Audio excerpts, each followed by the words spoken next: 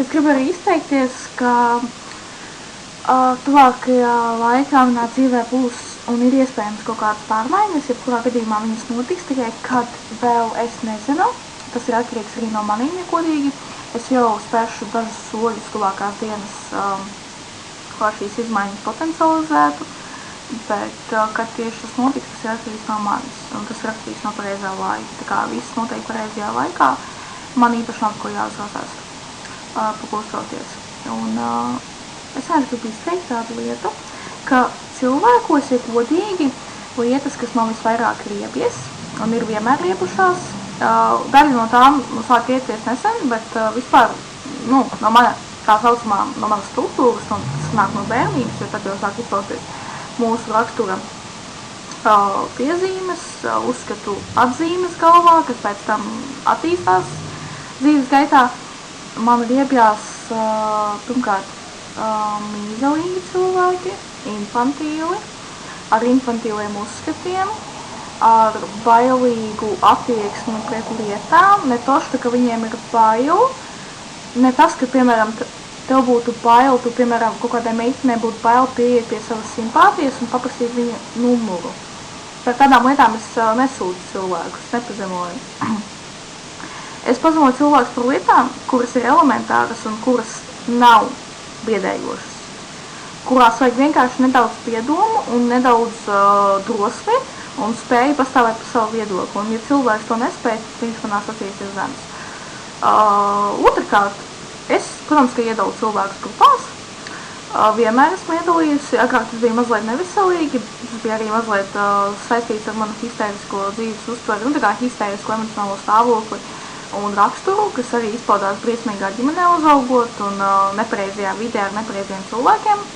Manam rakstura tipam un manam intelektu līmenim aizvien tas ir aktuāli, tāpēc arī es neuzskatu, ka man ir jāturpina dzīvot Latvijā. Es vairāk saprotos, ja godīgi, vairāk saprotos tomēr ar ārzemniekiem, ar cilvēkiem, kuriem ir pilnīgi cita mentalitāte nekā latviešiem. Es iedalu cilvēkus grupās, ir daži cilvēki, kuri, manuprāt, līdzinās manam līmenim un manām interesēm, un ir pārējie, kas ir, lielākā daļa. Es nevaru saprast no šo lietu, vai viņi man izskatās tādi, tāpēc, ka mums katram citi izskatās neinteresanti, mēs liekamies perfekti, kas ir pilnīgi dabīgi un pilnīgi daļa no lietas. Vai arī viņi tiešām ir, tādi nespecifiski, un es esmu specifiska. Man liekas, ka viņos ir kaut kāds paliekums, pārējos cilvēkos, vienādos, bet man patīk ļoti paspēlēcināt personas, raksturu, ar kaut ko, kas ir manī. Tādu cilvēkus es spēju cienīt, un viņi man spēja ieinteresēt. Pārējiem man ir ļoti grūti ieinteresēt. Viņiem ir ļoti grūti man ieinteresēt. Treškārt, ko es vēlos pateikt, starp citu, vēl viena lieta, kas ir parādījusies nesen un kas man šausmīgi riebjās, kas man vispār ievietoja šo video filmēt.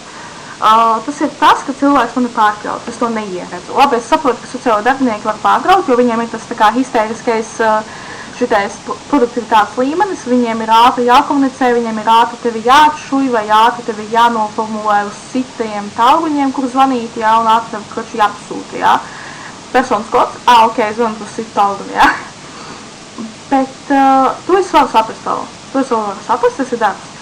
Bet cilvēki parasti, kuri mani komunicē un kuri mani pārtrauc un kuri neklausās mierīgi manā tandēmā, manā runā plūstošajā, kuri nespēja noklausīties man līdz galam, man šausmīgi besītās.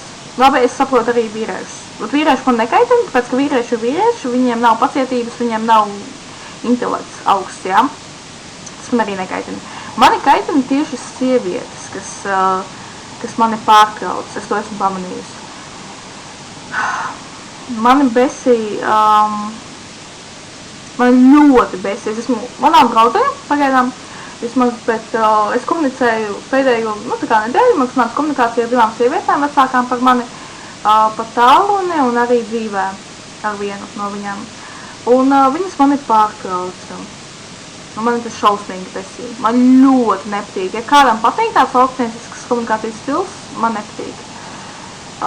Man nepatīk, ka cilvēki viens otru pārtrauc, sākās kaut kāds koris, tad tas runas stils man nu, tā kā tas nav mans absolūti, man vajag, lai cilvēks mani klausās.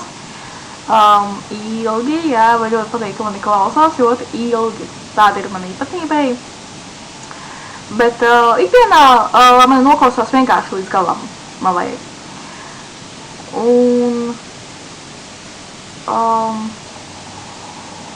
Un līdz ar to arī es noklausīšos līdz galam. Nu, parasti es vienmēr, es nemīlu pārtraukt, es vienkārši mīlu sākt runāt tad, kad kāds apkūst uzreiz, un tad es sāku runāt, tad es sāku uzdot jautājumu. Bet tas ir vienmēr par tēmu. Man nepatīk, ka vienkārši runāju un kāds komentē skaļi, ko viņš domā par mani teikto. Arī negatīvā ziņā loģiski, jā, bet arī tā kā sarunas stilā, kad viņš vienkārši skaļi saka, tā kā, tiešām tā kā es pat nepabeidzu runāt par lietu, un viņš jau jautā, pagaidi, tu biji par to, pagaidi, jā, mēs varam aiziet tu, jā, man vienkārši pārtrauc tēmas vidū, tas pat arī griežās. Tā kā, jā, turpinam izprast sevi, un, kā saka, apriņķot sev aktuālās lietas un cilvēkus.